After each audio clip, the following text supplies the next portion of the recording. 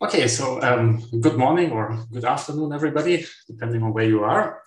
For me, it's lunchtime here in Seville, in Spain. Welcome to the session on advances in quantitative methods and calibration and parameter estimation.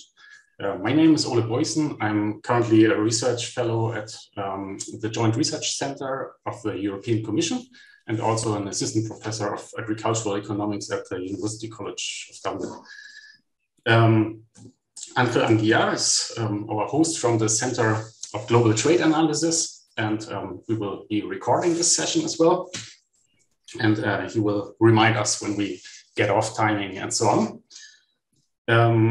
Just to remind you, please stay muted as long as you are not talking and presenting. Presentations will be 20 minutes themselves. Then you get a note 2 minutes before that time ends. And then we have a 10-minute discussion period where preferably you should enter your comments into the chat. But of course, you can also just raise your virtual hand to give your comments directly. After that, we have a 2-minute transition phase for the next presenter to get ready and directly go into the next presentation. Okay, so we have 4 presenters here. I will introduce each of them when they start. So our first presenter is Will Martin from the International Food Policy Research Institute, IFPRI, in Washington, DC. And he has already started his presentation, very good. So he's presenting on modeling development policies with multiple objectives. So welcome, Will, and the floor is yours. Okay. I hope you can see my screen. I'm not sure at all. Yes, you can. Terrific. The full screen. Okay, great. Yes. Thank you very much. It's a great pleasure to be here. And I'm accompanied by Mara Savanek, who will answer all of the tough questions. So, modeling development policies with multiple objectives. There's much more attention nowadays to policies with multiple objectives. Remember, not that long ago, economists focused just on economic efficiency and were told by Harberger and others, distribution maybe, but do distribution separately, just have, just consider efficiency. Well, policymakers are not willing to accept that, especially in agricultural economics, much more, and development economics, much more pressure to be considering multiple objectives. How do we best handle this? I think a lot of the time we just provide simple results and context, but that doesn't leave us much of a feel for how to make the trade-offs and what policies we need and so on. There are some really important insights from the theory of quantitative economic policy, modeling approaches that can be developed from that, and then we'll provide 2 applications to the approach. So as I mentioned, move away from just efficiency and a limited number of policy instruments. We know from Tinbergen's work, you need many policy instruments if you have many goals. And if you think about goals of efficiency, poverty reduction, sustainability, resilience, and diets and nutrition, we've got very many goals we're working with. So we need then to pay much more attention to the synthesis of policy packages. If we have here, for instance, 5 goals, we're going to need 5 policy instruments. How do we assemble a policy package that covers all of those elements? Now, this will be familiar to everyone in this audience. Most policy modeling uses a set of n equations in n unknowns. So we're going to have equations 1 through n. We're going to have n endogenous variables, a square system. We'll have some exogenous variables as well. The structure of the solution, for instance, of the GTAP model takes exactly that format. Now, local linearization, and I'm old enough to remember when when GE models were solved, were often solved just using linear approximations, they're going to give you a set of n equations here, n linear equations, a square set of beta matrices, and then a set of exogenous variables. The beta matrix set is not square, only the set on the endogenous variables are square.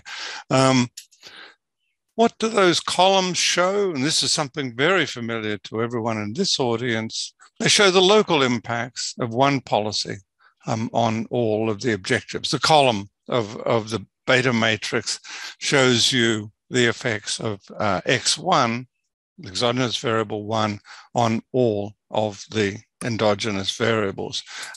We can also look along the row. We can look and we consider the impacts of all the different exogenous variables on one endogenous variable. What this leads us to is when we're trying to formulate policies, things like the radar diagram, what's the impact of one policy intervention on all of the different goals. This is a way of organizing our perception of the policy response space.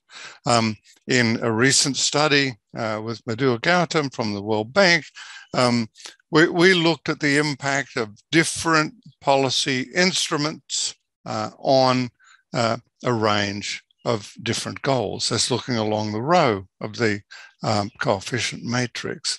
And what we found, removing subsidies and border support had very modest impacts, for instance, on a whole range of goals, but particularly on the climate goals that were our primary focus in this work. By contrast, we could see that if you use R&D to look at green innovations, to search for green innovations that would reduce emissions, improve efficiency as well, then you could get game-changing outcomes in terms of climate impacts. But it's still very difficult to formulate the best kind of package, and that's what this paper is primarily about. The row coefficients, the effects of all of the x's on one individual y outcome. We're looking to work out what's the best policy instrument for a particular goal. The problem with relying on these local estimates, of course, is that we're using local estimates for a response surface that's highly likely to be very nonlinear. And there's an ancient Indian parable about the blind men and the elephant, each looking at a local approximation of the surface of the elephant and trying to work out what they were really confronting. These are blind men unfamiliar with the concept of an elephant. Some thought it was a spear, a stake, a fan. This local approximation can have very, very serious problems for inference about the problem at hand. In a less unrealistic case, we're looking at the social welfare space. We're using local approximations where we're starting from. That can be very misleading about how far we can get towards maximizing our objective. The nonlinearity of that policy space, welfare and policy space, can be very important. Now, trying to organize how to handle this, if we look at Tinbergen and Tile, this famous work between the 50s and the 60s, Tinbergen's 1952 approach, he started off with a simple linear model, y equals beta x, matrix algebra. He then said, okay, what are our policies that we're trying to achieve? He was focused mainly on macroeconomic policies. So let's say we have a set of goals for full employment, low inflation.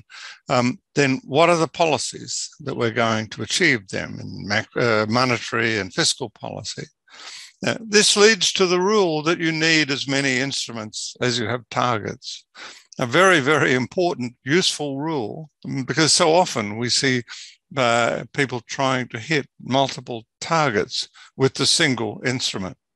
And in that target instrument space, that's obviously not a sensible thing to do, but all the time we see it in economics. Now, Henry Tyle in 1964 added very, very importantly to this approach by identifying, okay, we're going to have different goals, we're going to have different weights. He focused on deviations from an ideal target, something that makes a lot of sense in macroeconomics. You can't move too far below a sort of a full employment, more or less full employment rate, and a non-accelerating rate of inflation, rate of unemployment, and you've got a target for inflation. So that focus on macro problems, fixed targets, and then weights. It's a great starting point, but it really doesn't fit the problem that we have at hand. The proposed approach, we define a social welfare function as an objective function, and then we use programming approaches to explore the policy space and locate the optimum. Tyle's social welfare function doesn't work. We don't have fixed targets. There's no penalty to reducing poverty further than you first thought realistic.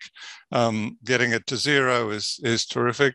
So no fixed targets. You can raise incomes, as we've seen in the countries that have grown rapidly, very, very rapidly. There's no penalty to raising incomes, real incomes of people, more than you might have expected. We have well-defined goals, though, that we can combine into an objective: economic efficiency, sustainability, poverty reduction, and diets. Now, a lot of people say, well, no, you can't really do this. You can't convert these different goals. But when you think about it, very often the case that you can do this, that there are well-defined rules that you can use to combine different goals. So, for instance, greenhouse gas emissions, we have a social cost of carbon taken from a broader model that can be used to provide a guide that can then be combined with an economic efficiency goal, an economic income growth goal. We can look at weighted averages of income growth and poverty reduction, or we can look at changes in the poverty gap. We can use weights there that have a logical, plausible basis. They may be somewhat conjectural. We may need to do sensitivity analysis, but that's no particular problem. If we're looking at diets, for instance, we can look at the impact of a diet on the body mass index and look at the disability-adjusted life years saved. Now, that's, of course, a nonlinear relationship, and one that we probably need to explore with some sensitivity analysis. The programming approach, what we've done is to, and this relies on the genius of Maros, Vanek, we integrate the problem within, you can either integrate the problem within a solution of a model in the levels, and GAMS maximization to solve the end constraints that make up the model, with policy variables as decision variables. Alternatively, we can use the model to generate structural relationships between the policy variables and the social welfare function, and then use an external solver to solve the path, to guide the path from initial values to optimum, and possibly add the impacts of constraints, shadow prices of constraints. The solution to these programming problems is enormously informative. Now, what are we doing? Figuratively, coming back to the parable of the elephant here, what we're trying to do is to explore the policy space in multiple dimensions and find the peak. And we're using nonlinear programming. We're moving iteratively to get there. So we look at two optimization exercises here. One is an unconstrained optimization problem, maximization problem, identification of optimal settings for policies like taxes or tariffs when we have multiple objectives. The application we're using here, what about identifying optimal carbon taxes for agriculture. Second set of problems that we can deal with is constrained maximization. Let's say we want to allocate a certain amount of research resources.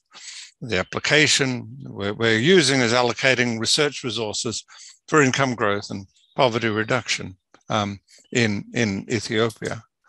So optimal carbon taxes, this is global in scope because it's a global problem. And that's why this Global Economic Analysis Conference is a very good venue for this paper. We assume equal greenhouse gas emission intensities in all countries. We're using a super simplified approach for transparency.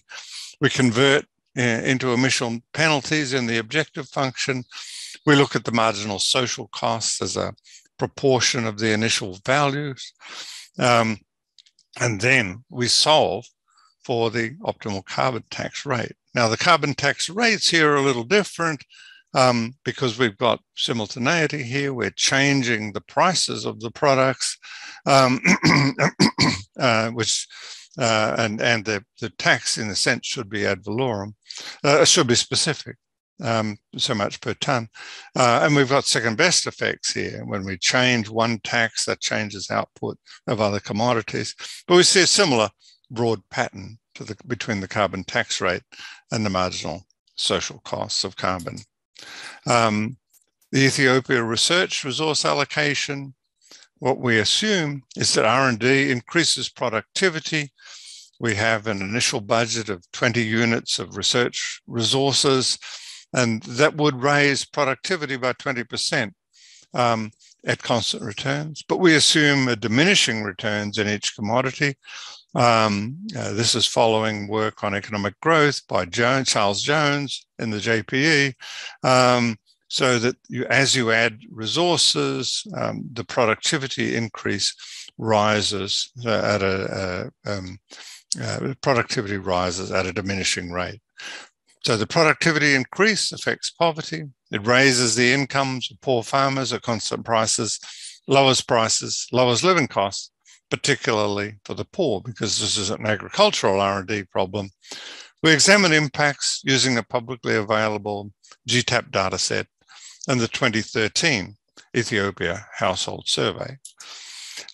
When we use equal weights on the growth and poverty, then with our initial budget, we get an objective function outcome. We get a poverty change of 0.25. We get allocation of research resources, primarily to coarse grains and processed food and vegetables and fruit. These are really the big commodities that we're talking about.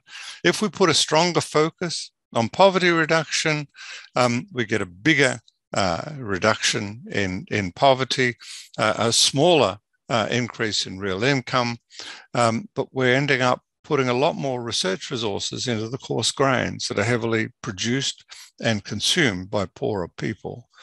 And then we can expand the budget, an important question there. What's the effect of that? Again, we see a bigger poverty reduction. So we're exploring the space. Can we get more poverty reduction by allocating more resources in particular resources, or do we need to allocate additional resources? Very, very important questions central questions for policymakers.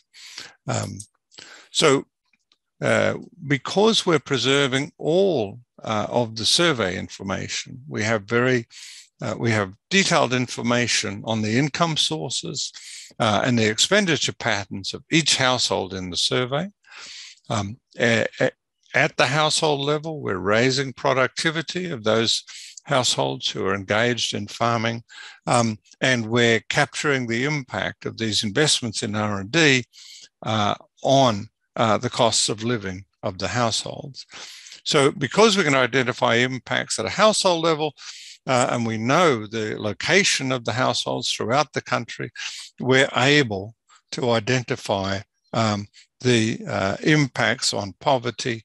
And so if we look at the before and after poverty, we see that in most regions, there are substantial reductions in poverty. So policymakers are very often very concerned about that issue.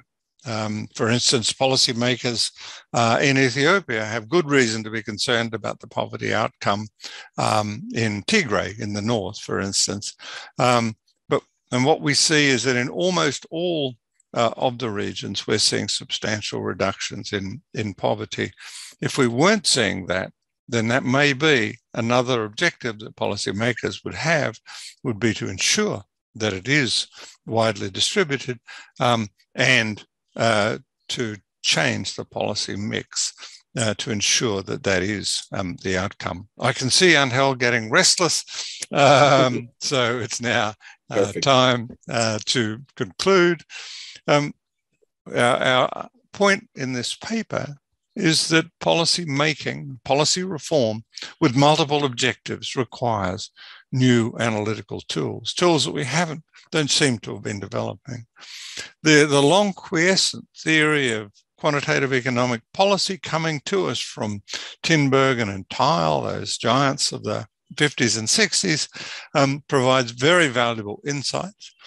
We can make enormous progress with extensions of existing modeling tools. This works using publicly available versions of the GTAP data, publicly available software, and of course, a better job can be done if we're using the full suite of GTAP tools.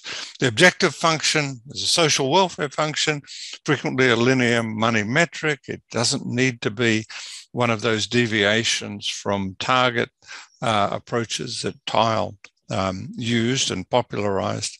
And we can use nonlinear programming to maximize social welfare by changing policies. We build on existing totally standard modeling tools, totally standard in the GTAP community modeling tools. And I think we can do a lot with this approach. It's applicable to many, many problems. So thank you very much. And I look forward to comments and questions. Yes, great, Will. Thank you very much for this very interesting presentation. I'm sure that this will have a lot of use in the future when we're talking more and more about these very complicated system problems. So let's look if we have some questions. Are there any? So the first one is in the chat already. It says, what would be the difference with multi-objective evolutionary algorithms?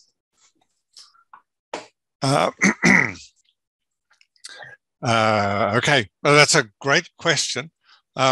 In doing the literature survey for this, I looked at many different approaches to multi-objective analysis, but I didn't look at multi-objective evolutionary algorithms. So I'd be, Laurent, I think you'd be better placed perhaps to answer. If you could just tell us exactly a little more about that. I'm not really a specialist about this, but I just listened to a presentation by Victor Nechifor, I think early this week. I think it was on, maybe he's in here. No, I don't see him in this session. But, and I just wanted to have a general idea of what would be the difference. I really don't know. I mean, in GAMS, I know there is kind of a what is called EMA approach, I think. Or no, what is called? There's a way of introducing some multi-objective specification within a GE model. I don't know if this is the kind you've used here. Okay. No, that's great. I'll find out more and look forward to getting back to you on that. Thanks. Thank you.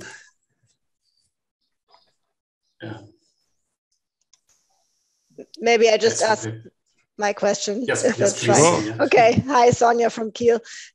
Interesting presentation. Thank you very much. I have a question to your application on the carbon reduction. So did I miss something? But where were the different objectives there? I couldn't see multiple objectives, but maybe I missed something. And then I would be interested to know, where did you take your the social cost of carbon from? Right. Great question. Thanks very much. The multiple objectives there was the economic efficiency. So as economists, we're still concerned about that. And then the social cost of carbon. I mean, we have this huge externality. We put a $50 a ton penalty on carbon emissions. They don't show up in the EV as calculated by GTAP, because that's a social cost, whereas EV normally only counts the private cost of carbon. So they are the two elements. Now, the $50 cost of carbon is coming from integrated assessment models. So that's beyond the scope of what we can do in this type of policy model. But that's basically what we try to do with this, just decompose the problem. We don't use a full integrated assessment model to work out the impact of carbon on climate and so on. We have those. So that's the shorthand that we use, and they're the two objectives that we use in that particular unconstrained maximization problem. Thank you. If I may have a follow-up question also, since I don't see any other hands, maybe that's okay. So you weight then the two objectives in a certain way, because I think in the case, if you already have a monetized value of the second objective, it's pretty easy to find. I mean, isn't it just a simple optimization with one objective in which you have a second kind of cost then? Correct, yes. Well, the social welfare function is the additive sum of the impact of the policy change on the equivalent variation on that plus. So the objective function is EV plus the social externality associated with the cost of carbon, measured by the cost of carbon. So yeah, we end up with a single objective function. One of the reasons people don't do this quite often is they say, well, it's too hard to specify the objective. But this is a classic case where the objective is actually, as long as you accept the $50 a ton, then the objective is, so sort of almost specifies itself. As you say, it's almost trivial to add the two together, but makes a difference to the outcome. I mean, the optimal carbon tax in the absence of an externality is going to be zero. When we solve the model, we don't find zero. We're confusing ourselves a little by using an ad valorem measure, which is why the rate turns out to be different from the initial proportional rate. But it's not hard. It's not complicated as long as you are willing to accept that social cost of carbon. Okay, thank you. Pleasure. Yes, and I think that this might be also the main difference with the multi-objective algorithms, because they don't assume a function which aggregates everything together, but they have the individual objectives and try then to find non-dominated solutions so that you maximize the individual objectives. But it's, of course, it's a heuristic optimization approach. It's a different approach, I would say. Sure. Yeah, no. But I think once you have multiple objectives and you try to maximize those individually, you're running along vectors in policy space. When you maximize one of them, you're holding all the others constant. So in some sense, you're using that kind of vector that I showed, where you had the objective function moving as a function of two policy instruments. And then when you start to consider only one, you're no longer moving along the policy surface, the optimal policy surface. You're inside or outside the policy surface. And if you can, our argument with this paper is that if you can specify an objective function and assemble a composite objective function in a way that avoids a lot of the complexities associated with either using the typical approach is to use local approximations to those effects.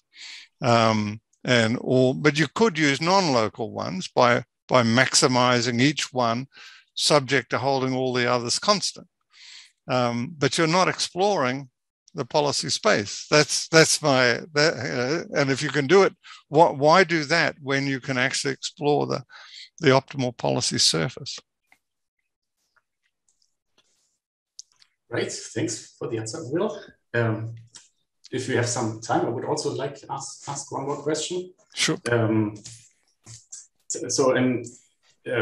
Like with all these kinds of policy optimizations, I mean, you're looking at a certain set of objectives there, but of course there are other objectives. So I see there are Ministry X and Y, and they have agreed we want to change policies, and we have these objectives. But then there's of course also Ministry Z, which has not been involved in this, and they get very angry and fighting about that their objective has been neglected, and maybe there's a kind of over-optimization happening that another goal is actually reduced very strongly by these policies. So I'm wondering how policymakers can go about that now in our food system world and so on, where really everything is connected with everything, and we have to think about everything. Yeah. No. I mean, you've got to be. Everything is connected to everything else, but you have to be realistic about what you can achieve. I mean, the point of these simple illustrations is just that you are able, if you can simplify the problem down to a point where it's realistic, you can move further. If you can combine the goals into something, and you can explore that policy space. One thing that is interesting, say in that R&D application, you can think of yourself as having one instrument that is investing in R&D in each commodity. So you have a lot of instruments there when in that constrained optimization problem. And what the model does is to tell you, don't bother to put any in this commodity. You'll have noticed some of the investments in R&D by commodity were zero. And then it says, okay, here's a set. And now how do we optimize within that set? And there we had a poverty reduction goal as well as an economic growth or an EV goal. And we were able, there we had to do sensitivity analysis, but you really want to be reducing the amount of sensitivity analysis. If you have to do sensitivity analysis on 20 policy instruments, you're left befuddled, basically left with the conclusion that everything depends on everything else, which we knew before we started. Okay, thank you very much, Will. That was a great paper. Thanks again for this presentation. And great comments and questions. Thank you very much. And now let's come to the next presenter. Right, I've got to stop sharing. Okay. Yep. The next one would be Wafa Aidi from the United Nations Economic Commission for Africa in Addis Ababa, but currently based in Paris, as I understood it.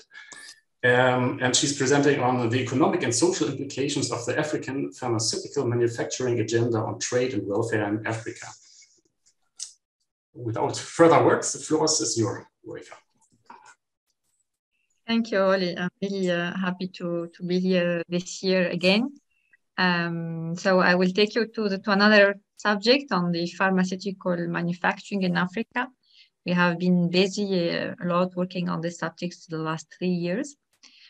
So actually, I will guide you through the background, the objective of this research, and some statistics. It's driven by observation in terms of actual situation and what we hope to have. Theoretical framework identified to analyze the potential of the pharma sector, empirical methodology, and then I will go to the calculation of the trade cost and presenting some results, preliminary results. It's an ongoing research. That's why being here today with you, it will help me also to refine it. So partial equilibrium using WITS, SMART, and then CGU modeling in order to look to the removal of NTBs with various assumptions. I will present the results and then provide some conclusion about the main takeaway. So actually, facing the COVID-19, a lot of African countries put in the forefront the question of developing pharmaceuticals. So actually, a lot of initiatives are ongoing. The African Union Pharmaceutical Manufacturing Plan, the PAVM, the African Vaccine Acquisition Team, the Team Europe actually have a big agenda to how to develop the pharma and vaccine manufacturing in Africa. So what guides us is to know where we have this trade potential and how this will fit into the agenda, the integration agenda 2063, the SFTA, African Continental Free Trade Area, and within the broader trade facilitation context. So actually, first of all, we simulate the impact of the removal of imports tariffs on trade potential. Then we analyze the potential of pharma manufacturing within the SFTA. The first analytical work before the CGU is to calculate the trade cost in Africa. This is this information will serve to be introduced then when CGU is performing on the NTBs as a caliber for this model. And then to look a little bit to the impact, the potential impact on the trade, on the employment in industrializations, and to look to all of that using MIRAGRO-DEP, which includes GTAP 11.1 with some adjustment on the pharmaceutical NTBs. This work is done by myself with my director, Stephen Karingi. Maybe you know Stephen, he is leading different strengths with the GTAP, and with the David Labotte from IFPRI. Trying now to look to some analyticals. What we observe is that Africa imports the main of its pharmaceuticals. 99% of pharmaceuticals are imported, where it comes from the European Union in the first level, and then India, other data sources, China, and some from South Africa. We have some manufacturing. I think 1% of pharma manufacturing. So the question is to know where we export. So the market African country export to are mainly in Africa. 53% of exports stays in Africa, which good in terms of the perspective to have the SFTA helping countries to better build industrial policies, and it fits well in that objective, building back better through regional integration and more development on that sense. Second, it goes to Asia, the AU, our historical partner. So actually, here I look to the intra-African in the pharmaceuticals to know who are the countries leading the process here of pharma manufacturing. South Africa 50% of the exports at the African level came from South Africa, followed by Kenya, Egypt, Morocco, Tunisia, Uganda, Senegal, Botswana, and Ghana. This is some observation. It was useful for us to understand where it stands in order to calibrate the models and to provide more analytical work.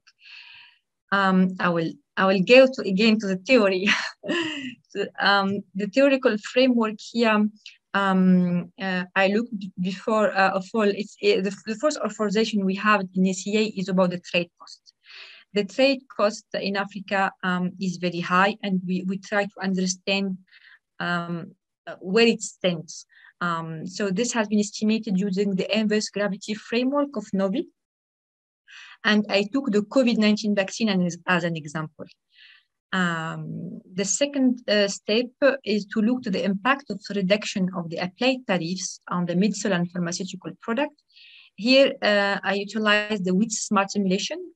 It's a partial equilibrium model, trying to look to the potential of trade and welfare. This is complemented by zero result in order to give a more holistic picture. The COVID-19 impact on the supply and demand pharmaceutical product, as you know, has involved distortion both in supply and the demand. So actually, we recalibrate the product elasticities from 90 to 10 in order to take into account this low substitution, especially during the COVID-19 period. The third part looks to the impact of the reduction of trade costs of the sector manufacturing on African countries. I will try to go fast. So actually, I utilized the database of the World Bank, who gave us the trade cost. It's by bilateral. So the bilateral trade costs are estimated using the inverse gravity framework of Novi. So I constituted a database based on the bilateral partners for each of the countries, and then computed using this is the equation of the inverse gravity, but then I just use an average in order to determine it at the national level and then to aggregate at the global level. What we found is very interesting. The trade cost in Africa is estimated to be 267%. It means that for each dollar utilized to produce a manufactured product, we are spending almost $3 in the trade cost. This is reduce our capacity, our efficiency comparing to Asia, which tends at the double of the production cost, and Europe at the 1.5. So on average, it's very high, the trade cost. It is explained in Africa by the high transportation costs, the business climate, and the poor trade logistics.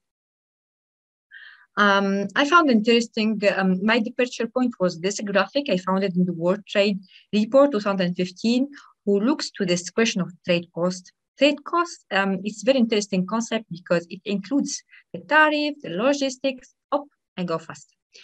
The culture, the exchange cost, security costs, so access to financing, behind the border issues, all these non-tariff barriers who somehow are not captured by the tariff in itself. This was the rationale. We look into the trade costs in order to know what are the African countries having the higher trade cost. It's very interesting to see that there is some disparities. Chad, Lesotho, Zimbabwe having the highest trade cost, followed by, I will take the middle, Senegal, Cabo Verde, Burkina Faso. It's a high trade cost, but still within the medium side of this graphic. Some countries performed very well. South Africa, Egypt, Morocco seems to have less trade costs than the other countries. So this is the observation we get from the trade cost calculations. So for this work, I needed to utilize a product. So I took the COVID-19 vaccine as a product to calculate this trade cost. And it's an example, an hypothesis taken in order to compute this value. So actually, I go to the wheat smart with the partial equilibrium and see, for example, for South Africa, what is the trade potential if we just reduce the tariff to zero? There is no significant trade potentials in Africa with African countries. The main potential gains of that goes to India and China. We have some small trade with Ethiopia, but still there is no any significant trade gain on that. Same observation for Egypt, but it is interesting to see the difference. I took this Morocco, Egypt, South Africa, because it will join the CGO modeling and it gives us a sense of these leading economies who has some pre-existing capabilities in manufacturing in Africa. But actually, Egypt did not have a trade partner in Africa on the pharmaceuticals. However, for Morocco, also the same observation. We did not observe any trade potential linked to the reduction of the tariffs to zero. If we're removing the tariffs, it will not translate into having more trade. The same observation in the welfare side. When I look to the welfare, the impact of the reduction of the tariffs would not translate into a gain for our African region. For Ghana, it's interesting because we see that we have some African partners, Nigeria, South Africa, Cote d'Ivoire, and Kenya. And this is very important in order to understand what are the dynamics that can drive the development of the pharmaceutical sector in Africa. So we go to the Mirage. Mirage CGO modeling. My colleague David is very keen with that tool, so helps us to get a sense of what will happen. Multi-sector and recursive dynamic by default. Statistic model. GTAP 11.1 with some adjustment in the pharmaceutical. So actually, with the tariffs, the trade cost has been calibrated within the model using 3 scenarios. The first scenario is, what if we remove 50% of NTBs for the intra-African trades? The second one, what if we remove 100% all the NTBs? What will happen to the intra-African trade? And we look also to the trade with the other partners. For each scenario, this total trade cost includes NTBs. So actually, using this approach, what differs from the first one is that we take both hypotheses, the tariffs plus the NTBs. And here we will find some gains. Actually, the reduction of 50% of the tariffs and then going to the reduction of 100%. For us, the 100% of the reduction is the implementation, the full implementation of the African Continental Free Area, which aims to reduce all the NTBs. So the GDP will be increasing by 1.3%. Here, the SFTA impact will rise. The potential of the reductions of the NTBs on the GDP in Africa, and the situation is also better with the full reduction with all the trade partners. Here, what is interesting also is to see the difference within the regions. Some regions will gain more on that. Here, the ECOWAS region, for example, driven by Senegal, who has leading the manufacturing, pharmaceutical manufacturing there, seeing that we are going from 2% to 3%. East Africa also, we have Kenya producing also, having these capabilities. And with SADC region, South Africa is the first pharmaceutical exporter on the continent. So it links up to the first result, and it gives us a better sense of how this will gain with the double reductions in the NTBs, but also in the trade cost, which are the most rigid part of the trade in Africa. We move to this bilateral trade. So it will enable us to understand the intra-Africa trade. What is the impact actually for Africa? So intra-African trade could increase by 6 billion with a cut of 15% of trade cost. The gain will go to 57 billion, following all the tariffs, the non-tariff barriers. And then if we're doing that for all the partners, it will be around 32 billion. Again, what's interesting for us also as advising the policymakers is to look to the dynamics between the region. South Africa, for example, there is a potential there. South Africa could export both to West Africa and to East Africa. The simulation give us a sense of this kind of matching, developing a region to another host countries. Having this partner in the trade will enable to maximize the gain of tariffs. We observed that also for North Africa. Egypt and Morocco are leading from that side. With more gains also for trade profile matching also the ECOWAS region. Same observation for ICAS and South Africa again coming as the countries having the most gains. The intuitive reason will be the fact that in South Africa, we have already pre-established capability that will enable to really realize the full potential of trade facilitations and the reduction of NTBs. The other scenarios are also very interesting.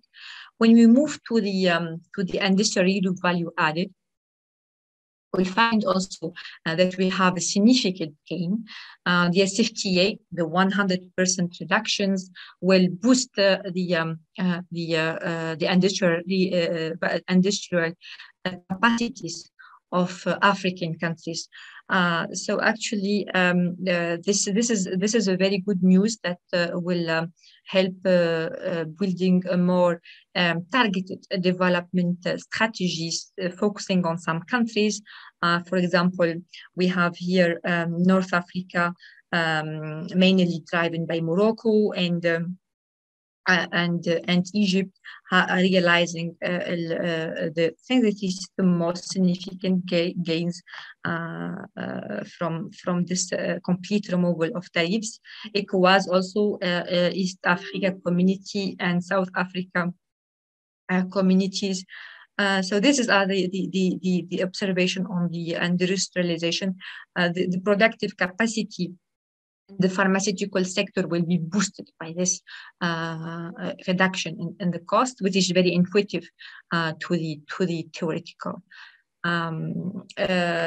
This is also a look that we look at also to the pharmaceutical real value added, which give us an indication of the value chain spillover. So actually for Africa, there is a huge spillover that will happen. The percentage go three times for the 100% reduction, 2 times for the 100% with all the partners. Here we found the theoretical result saying that if we are liberalizing, we're having some gain, but the most striking observation is that the gain will be higher when we are removing the intra-African tariffs. Wafa, sorry, 2 more minutes. Okay. The same on the employment side. The scenario of the full removal has the most of the gains.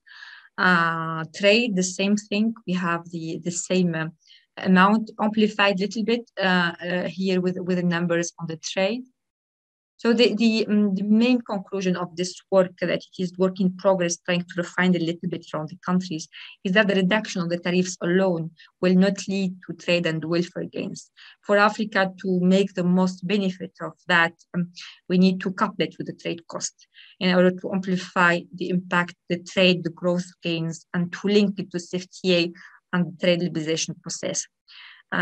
For us, as ECA, we are seeing the pharmaceutical sector as a key driver for sustainable development in Africa, because it will guarantee the health resilience in Africa while also supporting the job creations. We estimate that the welfare and health sector will generate 16 million jobs by 2045.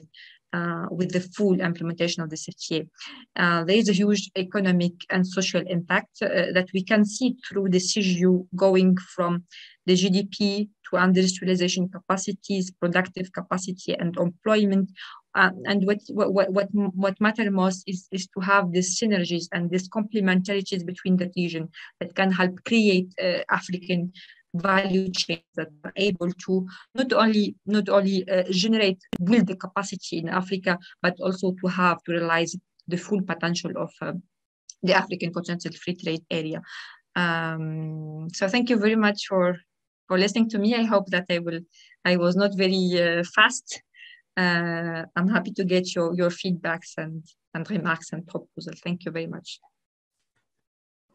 Thank you very much for the great presentation, Wafa. Let's now start with a discussion. Are there any questions? Either put them in the chats or raise your hands, please. Yes, Sonia has raised her hand. Go for it, Sonia. Yes. Okay, hi. Thank you also from my side for the presentation. I have two questions. One is you showed some data on trade costs. Can you compare them to trade costs, say, in China or the US? I just have no feeling if South Africa is on the lower cost side, is this comparable to other countries, or how does it compare? That would be my first question. And my second question would be, I guess that typically with a CGE model, you can, if you lower tariffs, you can only increase trade with regions where there is already trade in the original SAM. So if there is no trade at all, typically, a typical CGE would not find a solution where there suddenly starts a new trade link. But I was wondering if this issue might be relevant for pharmaceuticals, or if you can say like a bit on how many empty cells do you really have? So where there is currently really no trade, like no numbers, not even small ones, so that it's not even possible to increase some trade between these regions through what policy measures ever you have. And or maybe you had some specific modeling to induce trade with regions where there's previously none. So I would be interested in those two issues. Thank you.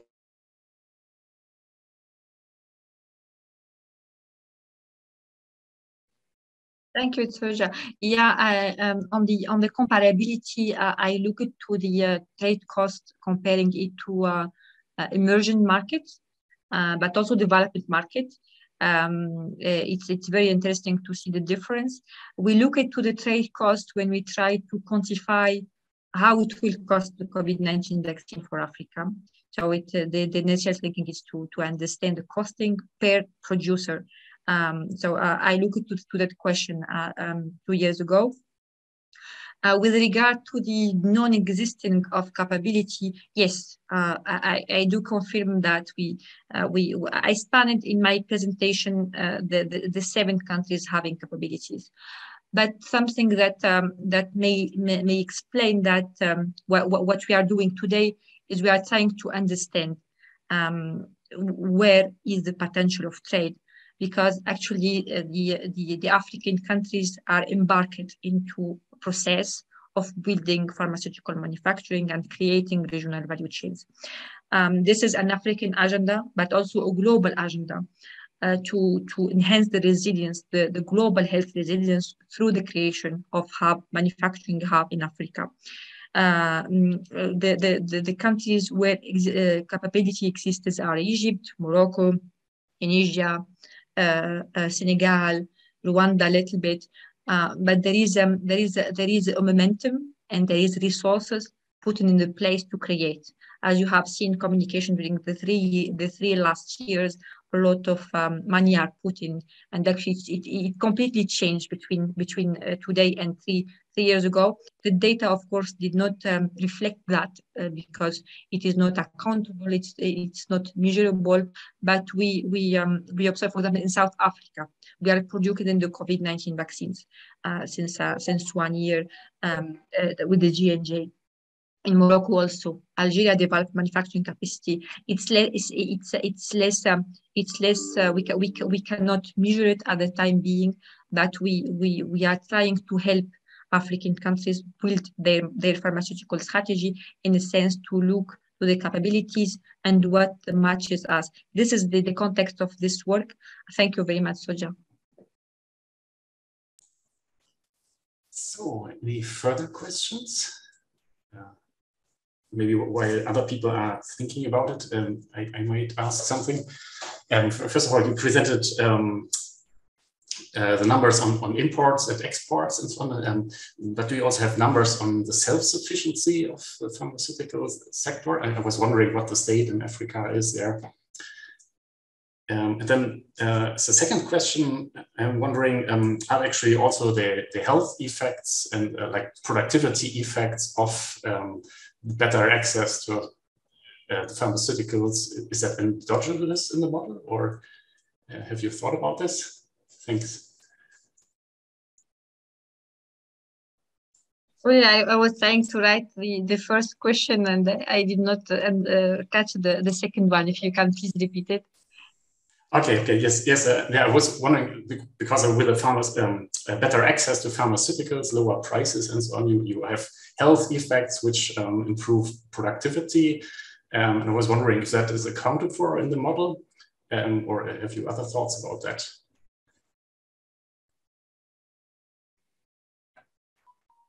Yes, I will answer to the first side. On health sufficiency, actually, based on our statistic in ECA, Africa imports 99% of its pharmaceutical and 96% of its vaccines. So we are not self-sufficient, and we are benefiting a lot of the Gavi and UNICEF mechanism in order to cover the needs of the continent, with minor production happening in South Africa and in Senegal. On the impact of the health. Reduction of the health and costs. I think the model looks to the tariffs and how it impacts. I'm not sure of that. I need to consult with David. He will know better than me the assumption. But I think in the last conversation we get, he do highlighted for me the fact that the reduction tariffs will have an implication on the health efficiencies, but I could not confirm today that. Just on that note, what I need to say maybe is that the pharmaceutical sectors in Africa, even if it is built today, we would not expect that it would be efficient because we need some time to build capabilities. So actually the agenda is to accommodate the new manufacturers and to give them some support, financial support, in order to build them. Build capabilities and then to be able to be competitive in the market. So I do not think that this is something that will be immediate, but rather we are looking to the medium and long term in order to having these linkages between the reduction tariffs and the reduction on the health cost in Africa. I hope that clarifies, Ole. Yes. Thank you very much. So, any further questions? Doesn't seem to be the case. Yes, okay, then thanks again, Wafa, for the great presentation, very interesting. I'm pretty astonished that the self-sufficiency is that low, really. So thanks again. And let's come to the next presenter then. So the next is Paul Mallier from the Observatoire Français de Conjoncture Économique in Sciences Po Paris. And he will present empirical estimates of the elasticity of substitution of a Clem production function without nesting constraints, the case of the variable output elasticity Cobb-Douglas. Paul, the floor is yours. Yep, sorry for that.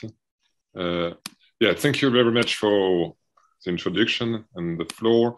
So I'm going to present here a work we have conducted, which is more about the production function form and how to conduct econometric estimation.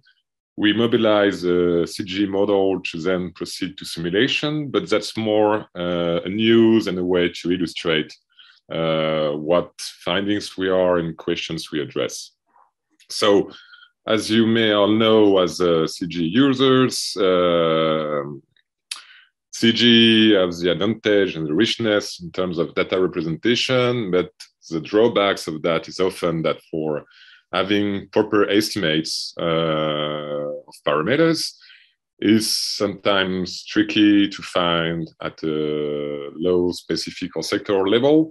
And generally what is written is that we have aggregate estimations that are assumed and plugged into the model. So that is a trade-off that has to be faced. And as it has been shown in the literature, the distribution of the chosen parameters does have a significant impact on the result of simulations.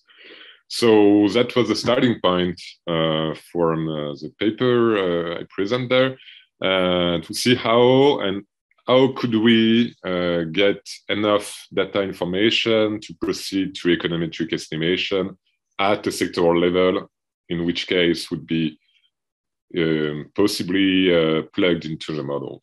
So thanks to recent development on multi-regional input database that provide the sufficiently point at this type of level, we were able to conduct an econometric estimation. But first of all, I'm going to move on the question of the production function itself, since generally speaking, either Cobb-Douglas or constant elasticity of substitution are taken as a production function specification, but which highlight some drawbacks, especially when you have more than two inputs within your production function, as shown by Uzawa or McFadden in the early age. And a way to overcome that is to adopt a nesting structure where pair of input are combined together to then being plugged into another production function with two factors and having a concentric nesting structure of the general production function. The thing is, it imposes some restrictions on the value of the elasticity of substitution. And for that, we moved to, and we developed a specific general production function that allows to relax this constraint of nesting pair of inputs. So it has been published in a paper in 2019, and this function I'm going to present right after has several advantages to be less tedious algebraically than the Taggart order approximation that Translog, for instance, would induce. It facilitates reduction of linear input demands, is tractable, and it has the advantage to be it's a more general and more flexible framework than specific nested structure that is often left to the modeler itself in terms of choice of nesting. So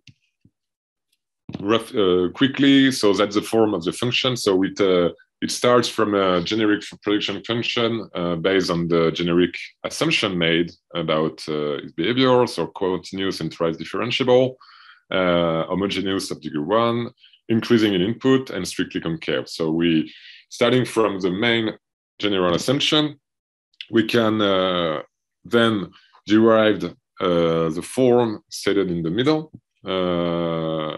that with the Cobb-Douglas function, where the variation of demand will depend on the variation of its inputs times white, there stated by gamma, phi, sorry, and rearranging the terms lead to the relation then highlighted for the Cobb-Douglas function, where we can re-express the terms to have this direct relationship in terms of variation of an output within the input.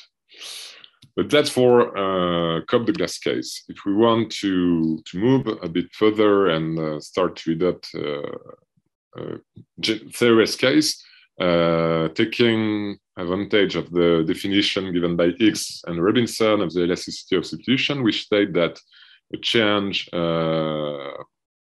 of the ratio between two factors of production due to a change in the relative marginal productivity yields to the relation exposed in the first equation, and by combining it with the previous definition leads to this generic formulation where we have a specific output elasticity depending on the value of the eta Ig parameters and the pair of inputs in terms of ratio. So we can express then by adopting a minimization of cost program and taking the first order condition of equilibrium, giving the optimum value for the output elasticity, which corresponds to the cost share of input E. And restraining that in terms of linear input demand yields this relation. So that allows then to express as a weighted sum of different terms, and each term being an input, to not restrict it to two case. So a quick example, if we have a nest structure, we can also, setting that for input 1 and a combined input 2 between 2, 3, we would have the typical representation of a production function structure. The problem is that with this setting is that the individual or the elasticity of substitution between inputs can be deduced, but with some unknown about the sign, since there is from the last equation on the bottom right, we can see that there is two terms and the sign is not always guaranteed to be either negative or positive. So there is an ambiguity in terms of the sign. Regarding the data, so we took from the Wired 2006 release advantage of the fact that input-output tables were delivered either in a current year price or previous year price, and considering and distinguishing it, so from the input-output table, energy and material as two inputs, and then from the socio-economic table, capital and labor, we were able to estimate or to have figures for these four input, and then the question is how to derive the price, and for that we adopt the chain price methodology to reconstruct price index for each of the input and the output are the price, and which give us in the end a panel of 602 observation for each sector, which in this original panel account for 54, and which give us enough observation point to then perform an econometric analysis. For which we rely on a seemingly related regression model, where we simultaneously solve a system of four equations composed as the specification of the variable output elasticity Cobb-Douglas function, introducing constraint and the value of the elasticity of substitution between an input I and G being equal to the elasticity of substitution between the input G and I, as stated in the CES production function. We also take account for time and country fixed effect And for the sake of the comparison, we test 3 specifications. Our first one, which would be a free and constrained, besides the constraint exposed there, open model, let's say, without no nesting structure affected to that. And then we test 2, let's say, popular, or among the most popular form of nesting structure adopted in a CG model, at least for estimations, where capital is combined with energy and material are both combined, and then substitute with labor, which is in the end substitute to capital, or labor and material as associated to energy, which is then combined with capital. So it gives us this system of equations to solve, where we expressed as the same way as in the Veo-Cobb-Douglas. And this and the nesting structure adopts this type of nesting structure, where input 2, 3, or 4, 1 will be changed according to the choice of the nesting structure we adopted. From the nesting structure, so we would have estimates rho, where rho is the elasticity of substitution between one input and one combined or composite input within the nest. And we have this relation between what eta, where eta is the explicit substitution between input I and j. And we would end up with from construction from this value, which gives us in the end these results. So the results are presented in this form. So the size of the dot, the bigger the dot is, the more significant the estimation is. So which is the biggest point for at the 1% threshold. Middle one is 5%, and the smallest one and at 1%. So we have relatively highly significant results for most of the models. But we see that at first, the choice of the nesting structure, independently of the Veo-Cobb-Douglas function, can lead to opposite results in terms of estimation, depending on the nest itself, as shown by the capital energy elasticity estimation, where in one case they are largely negative and between 0 and 0.5, whereas in the other case it indicates more a positive relation, which would be more indicate complementarity between those inputs. So there is, I mean, the first take there that there is a direct impact on the results that the choice of a nesting structure would have.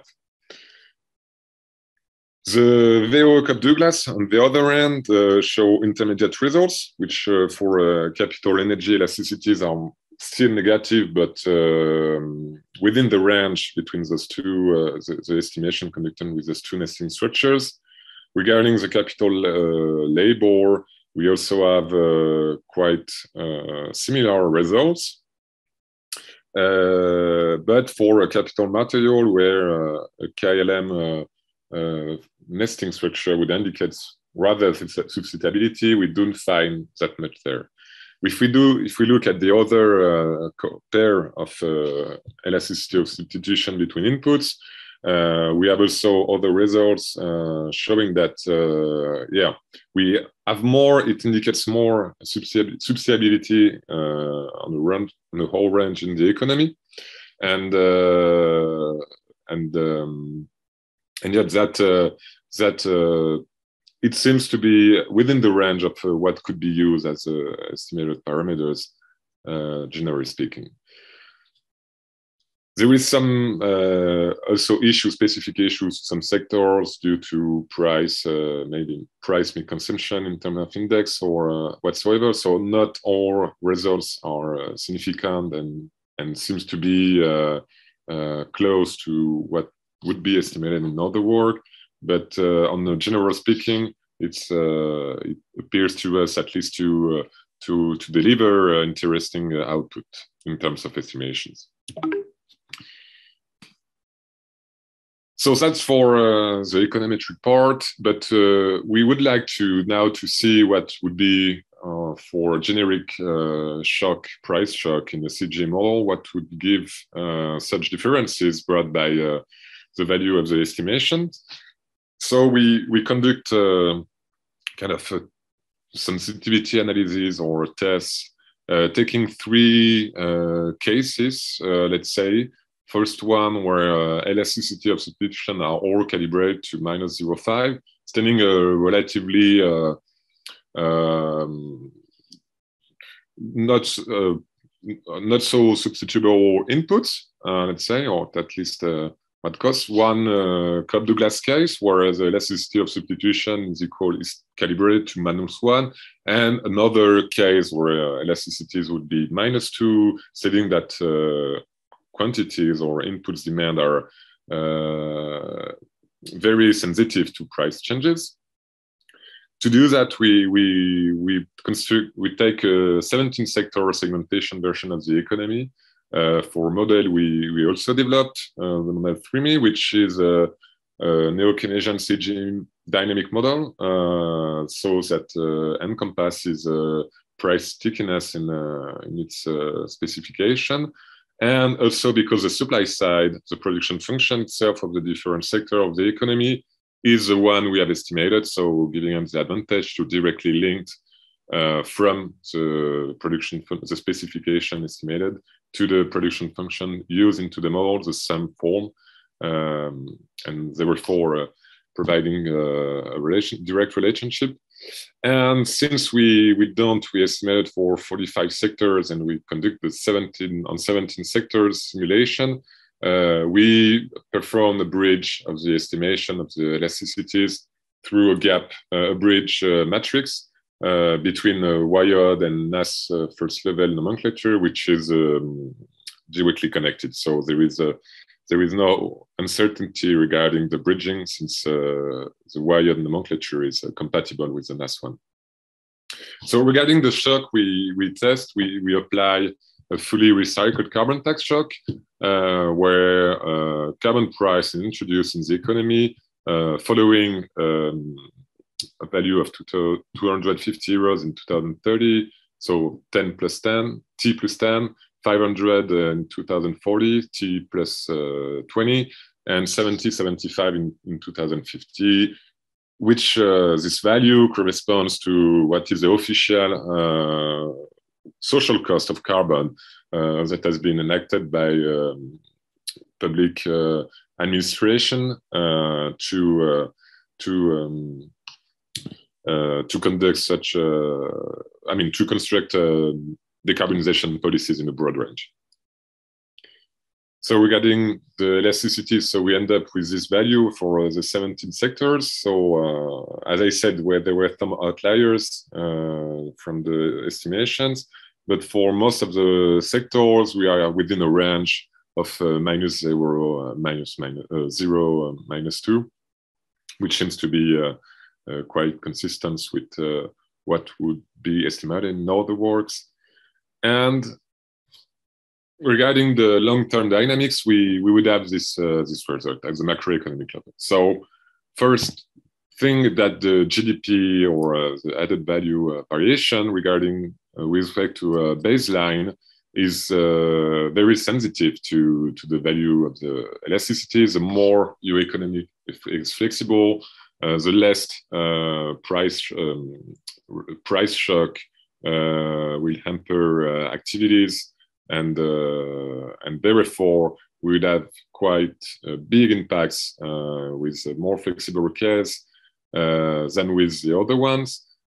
When we look specifically at the VOU Cobb-Douglas estimation, so the solid line, it seems to be milder than for an intermediate case of an elasticity of 0.5, but still having some positive effect in the longer term. It is a recycled carbon tax, so it also explains this positive shock in this setting. regarding the GES emission, we would be close to the Cobb-Douglas case in the end. So having still a quite significant emission reduction, and but with having maybe less GDP creation when we compare this -1 and the Cobb-Douglas estimation. The labor estimation on the other end seems to indicate rather more substitution toward labor than for other input factors. And for investment, we are closer to the the unitary case of Cobb-Douglas in terms of sentiment. So we see that it has impacts on how price on energy through a carbon tax introduction will spur other inputs in the production function. But in the end, we would have general behavior that seems also within a range of what would be between a -1 and -0.5, for instance, calibrated estimation. So which seems to be interesting to see. Paul, could you wrap it up, Paul? Yep. Thanks. And so that's the same at the sectoral level. So we see, although that it does of course has impacts. And just to wrap it up then, so first there is this generic form of the production function, which allows us to do that, taking advantage of multi-regional input-output database. We are able to construct a panel on which we perform the estimation. And so the question then is about the price within this type of panel. So is the data relevant to conduct such exercise? And yeah, that may be also reward prone, regardless of other dimensions. So that would be to me. And thank you very much for your attention. Thank you. Great, thanks a lot for the very interesting presentation, Paul. So let's see if there are some questions. I see first there's a remark in the chat. Sonia says, most CGE models used for climate policy analysis I know of have the nesting structure MKLE. Oh, okay. So this was not estimated.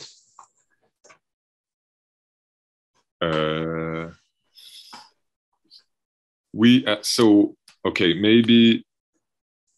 So when ME, it's a substitute with KLE and then KLL with E. That's what you're saying. Yeah. No, but okay, that was the one we have been having, but on the yeah, no, okay, no, I checked that. Yeah, okay, I checked that. We test the other because there is, I mean, discussions about either rather choosing added value component, like you want to combine what is added value performed as an input itself, and the energy capital combination, more related to the technique or technological features, let's say, of you need a machine and you need electricity to run it. So, but okay, no, that was I forgot, but thank you. We'll test that then to see what would be outcomes with such a form.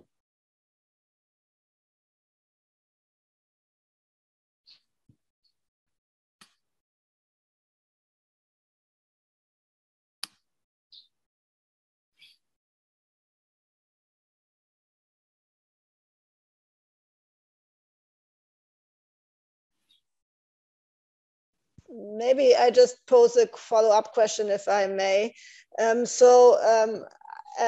know that these elasticities always seem to matter a lot. So after your experience now, what will you, I mean, you're still testing what the different elasticities imply, but so you think that these VOE Cobb-Douglas specification is the one you're gonna stick with then, and feel that that's the one you suggest for future applications?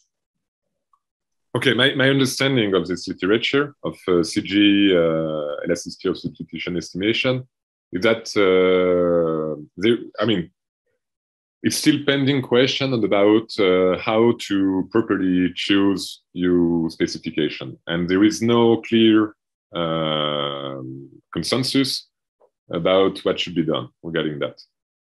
So, and that is directly imposed by the nesting structure at first. So we use this free function, but then we use it with a generic value of estimate, not specifically estimated at the sectoral level.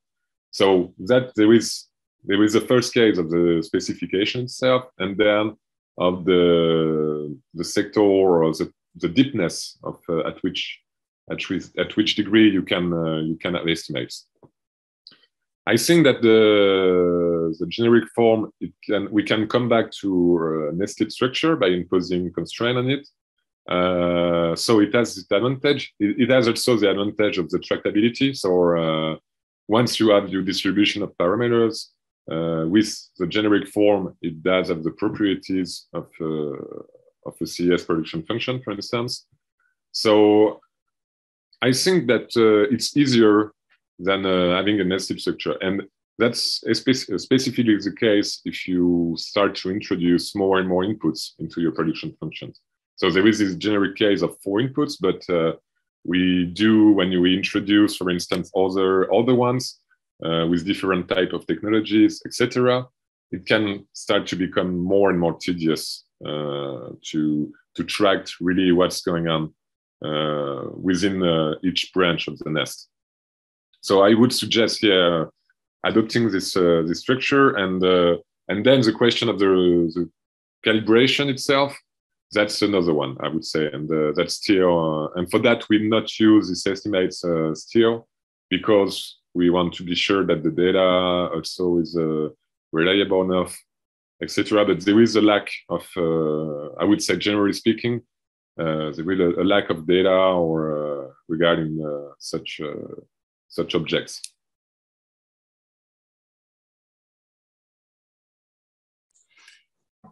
Yeah, thanks, Paul. Thank you. So I suppose we were still not finished with this topic. In the end, we will be reading more about that, and I'll be following what you're doing there. Ansel might be already implementing it. I don't know. I mean, yeah. There is papers regarding. I wish. Sorry. I wish I was doing something about it, but no, not myself. But if you, I can. There is papers about the theory. I mean, the production function itself that provides some already flavors about, let's say, advantages, and then that we'll see when we have sound estimates and a deep understanding, and test all the specific form as well, like the MKLE. Okay, great. Thanks a lot, Paul. Let's thank Paul again for this very interesting presentation. And now we come to our last presenter, but not the least. It's Sonja Petersen from the Kiel Institute for World Economy, from my hometown of Kiel, actually. And she's presenting on marginal abatement costs for fulfilling the NDC pledges in meta-analysis. Sonja, the floor is yours. Yeah, thank you very much for this introduction, and thank you for having the chance here to present my work here. It's actually joint work with Snea Tube, a former PhD student here at Kiel, who actually just moved on to IMF now. Let me give you a little bit of background. So I guess it's clear that information about abatement costs or shadow costs of carbon pricing is a very relevant information, for example, to assess what countries should pledge under the Paris Agreement. And it's probably also known here that CGE models are frequently used to generate numerical estimates about shadow carbon costs of different constraints. But you probably also know that model outcomes often differ significantly, and the big question is, what are the most important drivers of these differences? And one approach to learn more about this is meta-regression analysis, where the idea is to combine results of independent studies to create more insightful and results with greater explanatory power than just looking at individual model simulations. And you typically have a dependent variable there. So in our case, the shadow cost of a carbon constraint, and some summary, which you draw from summary statistics from each study. And then you have different independent variables, both model characteristics or method characteristics, design and data used in the different studies. There's already some existing comparable meta-regression analysis, for example, by Repatto and Austin 1997, or Fisher Morgenstern 2006, or by Kuik et al. 2009. The problem in many of those studies is that they have often to rely on very limited and also only partly comparable data, because the studies they rely on often do not report the same outcomes, and it's not always easy to construct a consistent data set. And what we do have here is the big advantage that we can use data from a joint model comparison study that was organized by myself and Christoph Böhringer from the University of Oldenburg in the context of the Energy Modeling Forum. So EMF 36 was on carbon pricing after Paris. And in the end, we had 15 global CGE models participating, so 6 static, 9 recursive dynamic, who are all based on GTAP9, which was the database when we started this study. And all teams, we agreed on a joint common set of scenarios. And of course, we also had some joint reporting. So we really have a very consistent data set that allows us to undertake this meta-regression analysis. The main results of this exercise are already published in a special issue in Energy Economics. And I cite the overview paper here, who gives some interesting results on this cross-model comparisons, but in these analysis, it's always difficult to separate key factors that lead to the range of results across models that we're seeing. And actually, that's what we want to do here, is to strengthen the findings on the impacts of the scenarios we had. That's maybe not the most relevant one, and then add also some impacts of model choices. So what we actually have is the 15 models I talked about. We had in this exercise 2 baseline scenarios for emissions and GDP until 2030, which we took from IEO and WEO. We had scenarios for 3 climate targets, the unconditional NDCs as they were in 2019, the conditional NDCs, and then we scaled those up to be consistent with a 2 degrees Celsius scenario. We had 6 policy scenarios. So there was, of course, a business as usual no policy scenario, for which we also had these baselines. Then we had a reference scenario in which our model regions, which were also harmonized across models. So models could have more disaggregated regions than we agreed on, but they had to report for a set of, I think it's like 15 or 12 joint aggregated regions. So REF is the scenario where these targets are reached by a unilateral tax in each of these regions. In Asia, China, Japan, and Korea have a joint emission trading system for emissions in the energy intensive sectors and electricity. For China, it's the same joint emission trading scheme for Europe and China. In partial, there is emissions trading globally in the energy intensive sector and electricity. And then global has a uniform carbon price across all sectors and regions. Just to give you a glance on the results that were already published. So today in the paper as it stands, we focus on the carbon price for the different scenarios.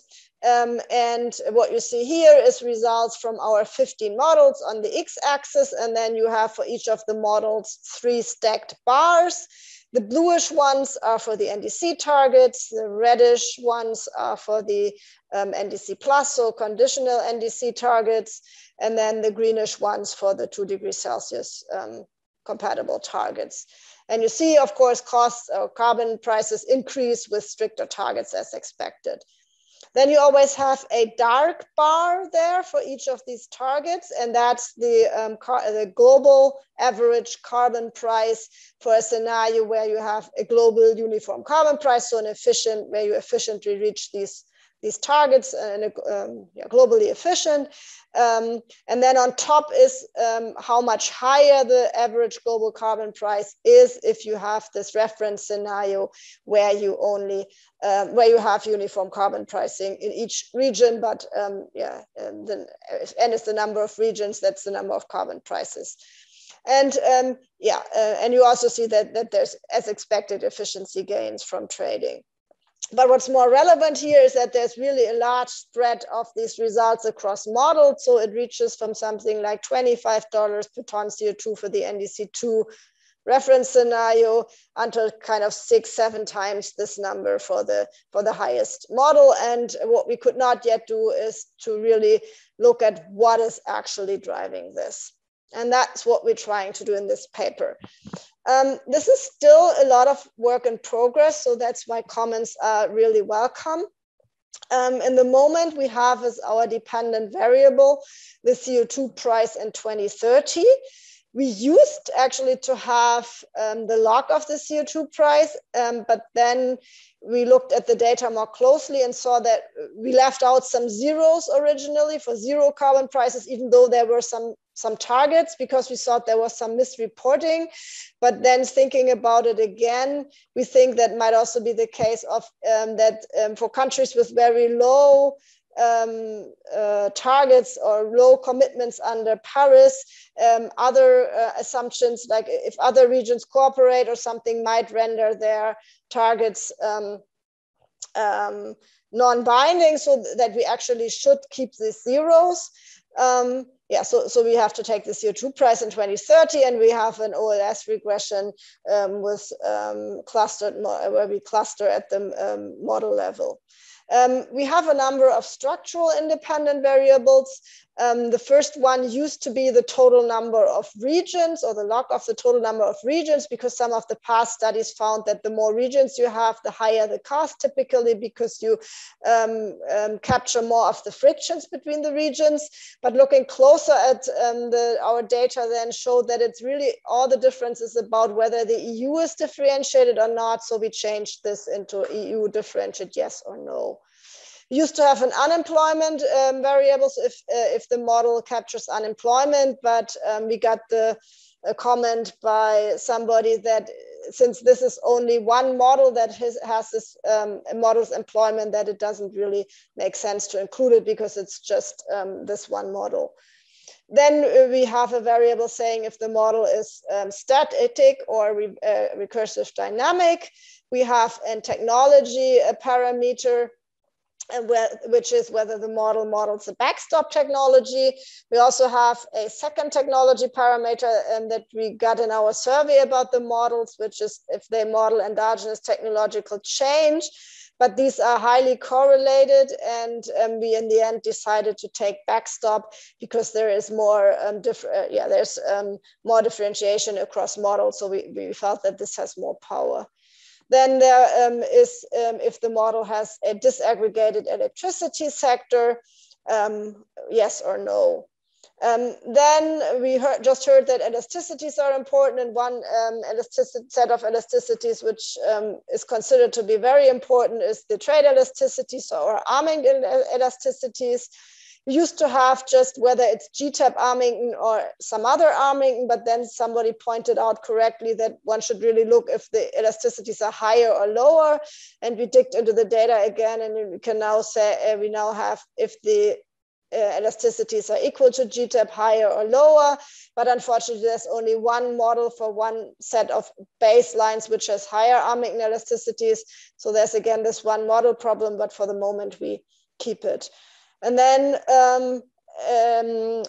also because somebody commented we should really try to include more structural parameters, we include now also elasticity, some elasticity, where we just talked about actually. And actually the nest that most of the models in this study has, that's why I also wrote it in the chat, is they nest capital neighbor to a value added, and then they have the next nest they substituted with energy, and materials are on the top nest.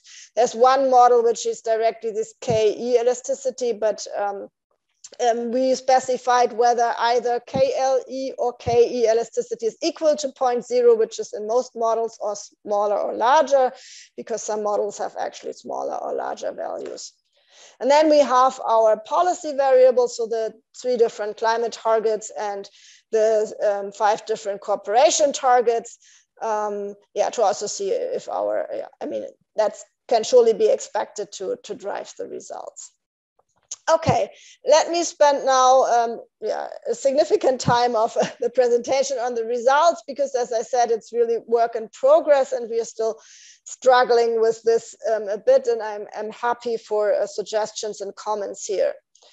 So first of all, we originally had a specification before the comments we got without these KLE, with just one type of Armington. And there we really had a very high explanatory power of R squared, something of 0.88 or something. But now where we feel we include more relevant variables, actually the R squared dropped significantly, and we have a now significant constant, which indicates that we are missing some important variables, or basically what we added now does not help to explain our carbon prices, but rather goes in a different direction. And so we seem to be missing other things and still discuss what we should do with that. But let's look at the specific results. So first of all, model specification parameters, which is more interesting because that's something you cannot get from the direct results. We used to have that the number of regions is significant, and as in the other literature, has increases cost. We now have this EU differentiation that's not significant anymore, but that is not the case because we used this new variable, because we have now the 0 prices in there. So that's also something where we want to look at these in more again, to see what it's really about. So in a moment, not significant. We have in all specifications, we actually estimated, it was highly significant that the more the electricity sector is differentiated, the higher the costs, the higher the carbon prices, which makes sense because you have more frictions then. The dynamic, whether it's recursive dynamic or static, is not significant anymore. It used to be significant, but it was a low number anyway. So I guess that seems not to play a big role. The Armington elasticities, which are found, models are found to be very sensitive about, they are only significant here for higher Armington elasticities, which on the other hand just depends on one model. So this is something we are also still discussing, because again, we have a significant result just relying on one specific model. I put really high hopes on this KLE variable, and which we added lately, but these do not turn out to be significant on the global level. What is clearly significant is that the backstop technology, if you have a backstop technology, it reduces the carbon price. Oh, and I should also say, at least with high Armington, it's the expected sign. If you have high elasticities, the cost should be lower. But here for Armington low, it's the wrong sign, even though it's not significant. For the policy variables, we basically get the expected results. If you have stricter targets, the carbon price increases. If you have coalitions, the global carbon price decreases. The more global the carbon pricing gets, the higher the price decreases actually are. And we also compared this. So since this is an absolute levels, you can interpret this as like with the 2 degrees Celsius target, the carbon price, the average global carbon price is about $54 per ton CO2 higher as for the NDC targets.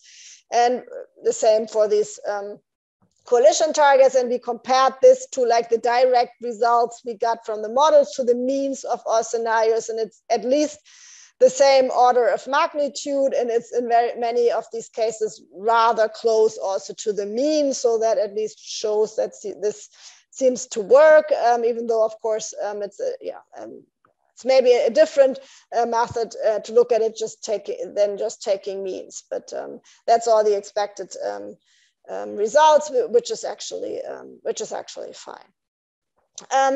We then also looked at regional results. I just picked a bit erratically some regions here. We have more, but I mean, it's already a lot of numbers here, and you certainly don't have to look at all of them. So just here in green, these are the structural parameters that were significant for the global average carbon price. These are typically also significant and with the same sign on the regional level, even though there are some exceptions which one could maybe look into. And for example, why does China the electricity differentiation does not play a role? But generally, the picture is very much the same as on the global level. What I also looked at is these KLE variable, because that's something I think is very interesting and where or very relevant, and where we really expected some results. So we checked if there's at least some significance at the regional level, and there is here in black a few regions where there is some significant results in the expected direction. So if you have a lower elasticity, the costs are actually increasing.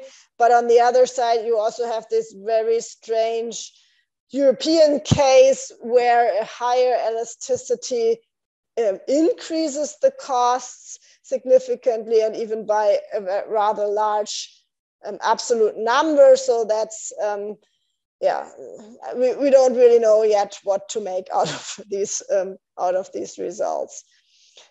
Finally, I mean, as I said, the results on the policy level, you could get the big picture also when you directly look at the average outcomes, or look at directly at the spread of model results.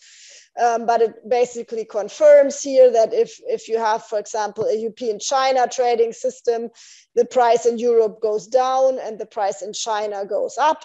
And it also affects some of the other countries, why it does not affect others, which in this sense, in this case, makes sense, because the interactions between countries are of different importance. And then also for the global level, you basically have the same. That some countries are sell emission allowances, prices go up, some buy emission allowances, prices go down. And so that's an indicator of basically who is selling and buying, and that fits very well with the direct data. And I see I have just one slide left and 1 minute on my timekeeper here, so I will be in time. So maybe some takeaways here. So meta-regression can directly address the robustness of results and give insights not only on the relevance of policy variables, but also on structural assumptions of a model, which is typically not possible with other methods. In our case, cost estimates are sensitive to both policy variables, which was basically clear from, there would have been something wrong if they're not, and model characteristics. We found that higher differentiation in the electricity sector and higher Armington elasticities increase cost. We are still in older specifications. This was also the case for regions and dynamic. We will look into that, and that we have lower costs for backstop technologies. And largely the direction of effects of structural variables holds at the regional level, and also the policy variables show the same strengths as in the direct model exercise. Thank you very much. I think I'm in time. Thanks a million, Sonja, for this great presentation. Let's come to the discussion then. Are there any questions? You're welcome in the chat or Yes, just hi. raise your hand. Ole, can you hear me? Yeah, I have a question. Yes, well, more than a question, it's perhaps a comment, Sonia. Thank you for the presentation. I very much appreciate this meta-analysis work because it's one way to get around summarizing all this richness of results. So I noticed at the beginning you mentioned that these all the models were based on GTAP9, and perhaps so the cycle version 9 cycle is also rich in some sense, right? We had a 9A. After 9 was released, we had a correction, so there was a 9A. If your modelers are part of the board, they probably eventually use 9.1, which has more input-output tables. And 9.2 has an update of the EU tables. And so depending on which exactly, I mean, the EU is huge, right? And the update was 10 years, like a decade. So that may have an effect of, I'm sure they will have an effect in the results. And of course, it will affect your analysis. So that's my comment. More than a question is that could be something that it's affecting your analysis as well. Well, thank you very much. We actually didn't check that. And I'm sure that there are some people, I think, who are on the board, like Dominic von Mensberger, I guess, was part of our exercise. So I guess at least he is part of the board, but I guess there might be others where I would have to check. Yeah, actually, that's a good point. Maybe we can just ask our participants to tell us. I mean, we're in close contact still, so that's really the big advantage, to tell us which version they used. And maybe that's especially a thing that might explain some of the strange EU results, if actually some of the models have different EU tables, because that's where most of the model the regional differences were largest. Okay, thank you. That's very helpful. I will check that.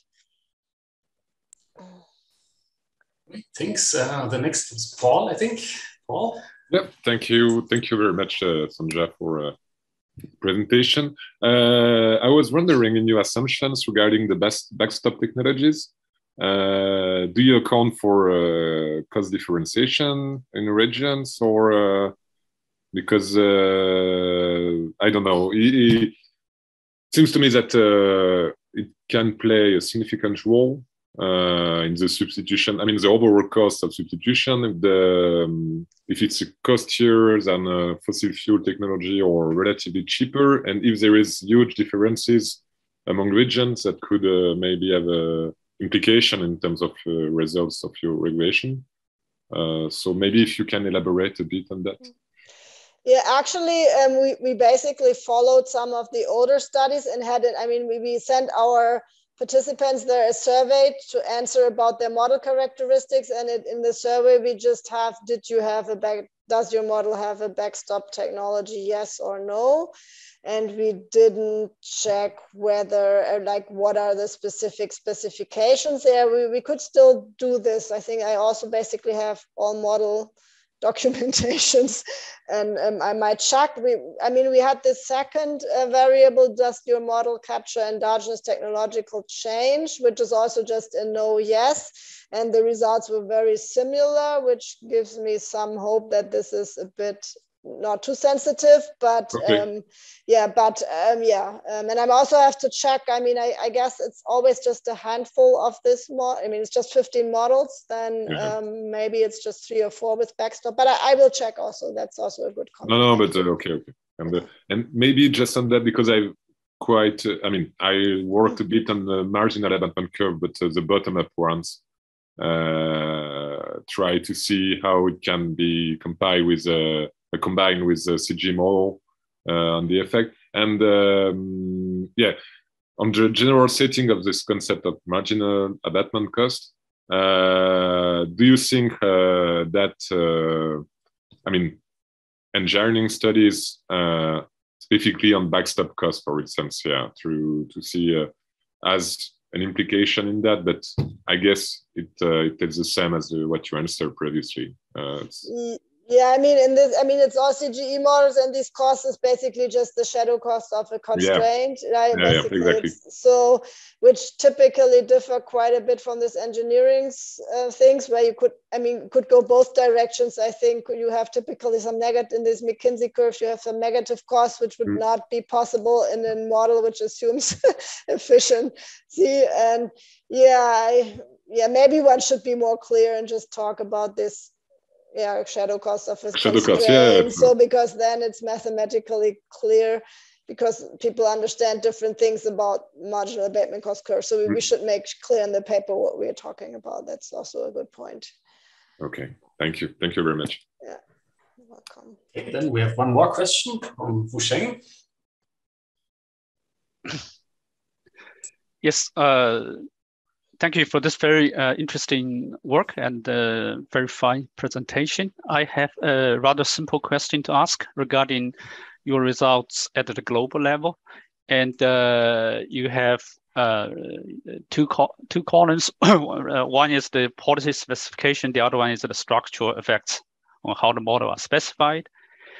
And I was just wondering, to what extent are these two sets of differences are sort of driving the variations across the results, and observing, of course, that many of the policy variables are quite significant. You have an R-square of 0.67 overall in your regression. Can you just give us some general guidance?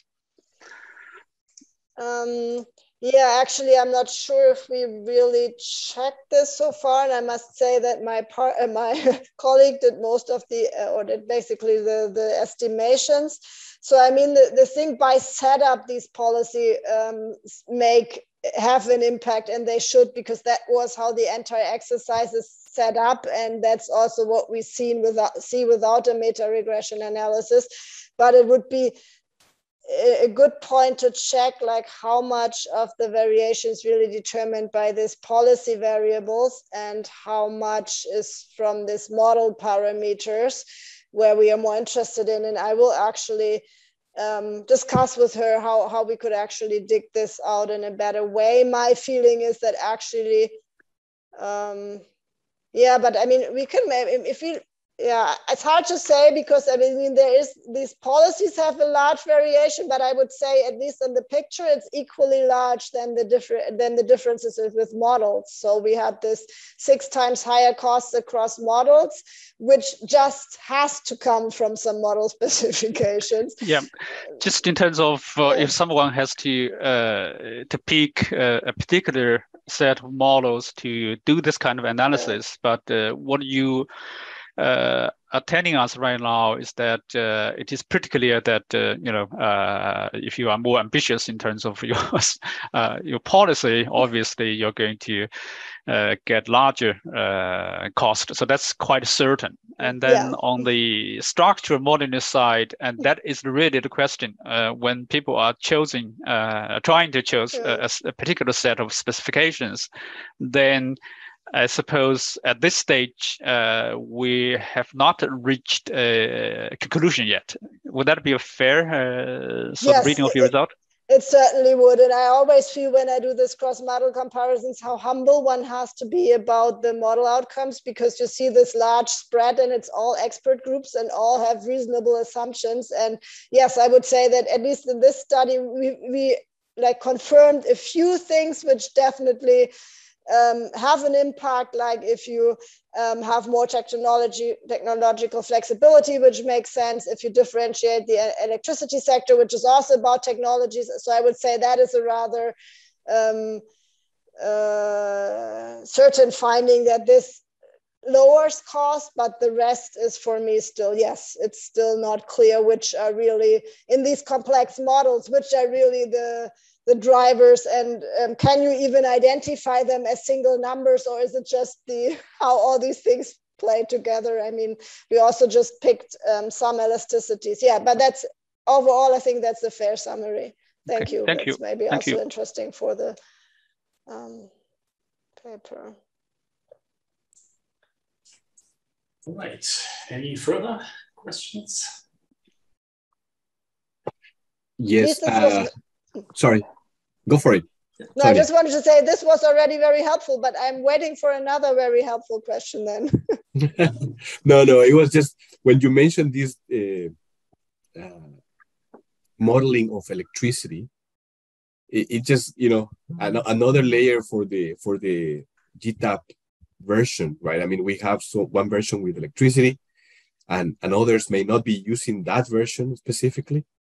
And so, yeah, it's just another, the sectoral part will give away which version you are using specifically. And yeah, that's another thing. So just. But I'm not sure if all of the models with differentiated electricity sector actually use GTAP-E, or whether some of them do their own disaggregation. I'm not sure about this. I would need to check, but I guess that many of those who said in their survey that they have a differentiated energy sector actually use GTAP-E.